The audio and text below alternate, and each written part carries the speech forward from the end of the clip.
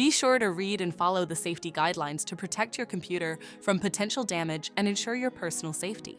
For more information about safety guidelines, see the owner's manual at dell.com/support. Before you begin, turn off the computer and disconnect all the attached peripherals.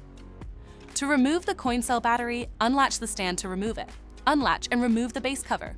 Identify the system board shield and remove the 6 screws. Lift the shield out of the system.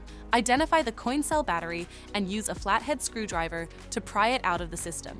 To reinstall the coin cell battery, place it back in the system. Secure the system board shield with the 6 screws. Relatch the base cover and the stand to the system.